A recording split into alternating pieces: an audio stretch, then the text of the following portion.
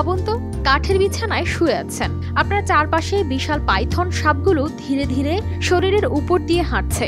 ভয় লাগছে নাকি রোমাঞ্চকর মনে হচ্ছে? এমন বাস্তবতায় সাপের ভয়ে কারো কারো হয়তো থরথর করে কাঁপবে শরীর, কিন্তু এ দৃশ্য যেন তার বিপরীত, যেখানে ঠান্ডা সাপের স্পর্শে মিলছে আরাম অনুভূতি। এটি এমনই এক অদ্ভুত থেরাপি যার নাম স্নেক বা সাপ ম্যাসাজ।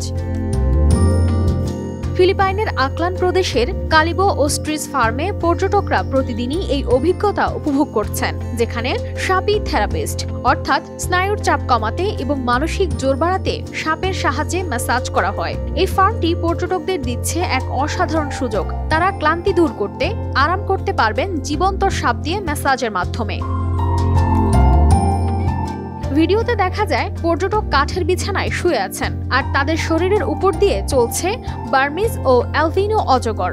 সাপের স্পর্শে তারা এক অদ্ভুত শীতলতার অনুভূতি পাচ্ছেন, যা একেবারে স্বাভাবিক ম্যাসাজের থেকে আলাদা। গ্রাহক জেসিকা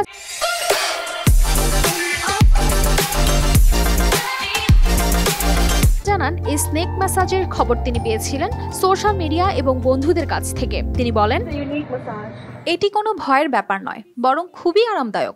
সাপের দেহ শীতল এবং মনে হচ্ছিল তারা যেন আমার পুরো শরীরের ম্যাসাজ করছে। সাপের এই ম্যাসাজের জন্য ফার্মে রয়েছে 3টি বার্মিজ ও 2টি অ্যালবিনো অজগর। পরিষ্কার পরিচ্ছন্নতা রক্ষা করতে গোসল করানো হয় যাতে কোনো অপ্রীতিকর গন্ধ না থাকে। ম্যাসাজের প্রতি 30 মিনিটের জন্য খরচ হয় প্রায় 550 থেকে 560 টাকা। সাপ ম্যাসাজ শুধু পর্যটকদের মধ্যেই নয়, স্থানীয়দের মধ্যেও পাচ্ছে জনপ্রিয়তা। ফার্মের মালিক রামনটিও জানান, এই ম্যাসাজের জন্য নির্দিষ্ট কিছু নিয়ম মানতে হয়। সাপগুলোকে সবসময় পেট ভরে খাওয়ানো হয় যাতে তাদের কোনোভাবেই আক্রমণাত্মক না হয়ে ওঠে। এছাড়া সাপগুলোর নিরাপত্তা নিশ্চিত করতেও বিশেষ যত্ন নেওয়া হয়।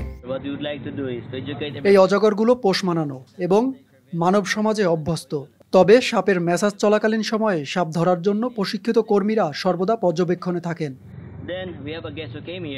অনেকেই এই ম্যাসাজের মাধ্যমে সাপের ভীতি কাটিয়ে উঠছেন। অনেক গ্রাহকই বারবার ফিরে আসেন এই অদ্ভুত অভিজ্ঞতা নিতে। কানিস ফাতেমা শিমু, RTV।